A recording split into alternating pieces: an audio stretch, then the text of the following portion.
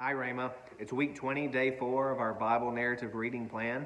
And today, because we're following not just through a book of the Bible, but we're following the narrative of the Bible, we are actually in 1 Chronicles, not 1 Samuel or 2 Samuel. We're in 1 Chronicles chapter 11. This is a parallel passage to what we've already seen in 2 Samuel. We saw in the first few verses of 2 Samuel 5 that David was anointed king over Israel. We see this again in more detail here in 1 Chronicles chapter 11. The first few verses have a lot of repetition that the people come to David at Hebron and they say to him, we know that God has said to you, you shall be the shepherd of my people Israel, and you shall be prince over the people of Israel. And they say, look, David, we know that you were with us even when Saul was king, you were with us. And so they anoint David king over Israel.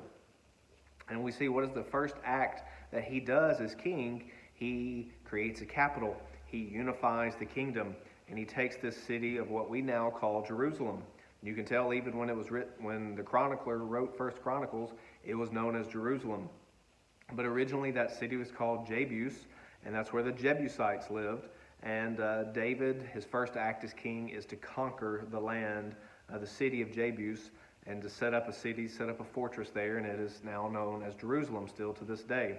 David builds the city there. It's a wise location because it unites both the north and the south of Israel. It unites the divisions between Judah and between the other tribes. So it's a good place location-wise.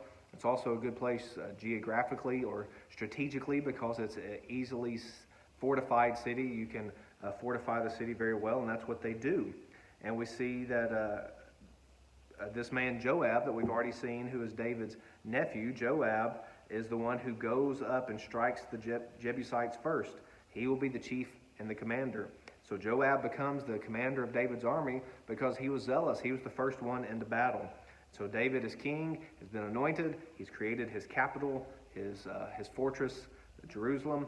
And we see here as we continue in 1 Chronicles 11 through chapter 11, verse 10, down through about verse 22, 23.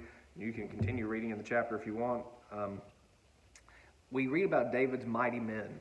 We're introduced to these valiant warriors, and we can't go into detail with all of them right now in this video, but we understand that David is not alone. He is supported by these men that seem to have some sort of supernatural strength almost. They are just amazing.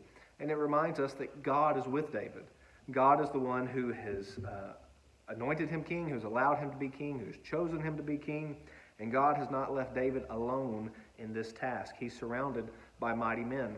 But as we look at the other passage of Scripture we're supposed to read today, Psalm 20, we're reminded that ultimately our trust is not in chariots or in horses or in mighty men. Our trust is in the Lord our God. And even when that psalm was written from the perspective of understanding that God is truly king, that God has allowed this earthly king, David, to be in leadership, and that he's the one that God is using to deliver his people, Israel. And so no matter what our situation is today, we're reminded of the same thing. We trust not in chariots or in horses or in our president or in our money or in our own physical strength or whatever we've got going on around us. We trust in the Lord our God. Here's a summary of today's reading.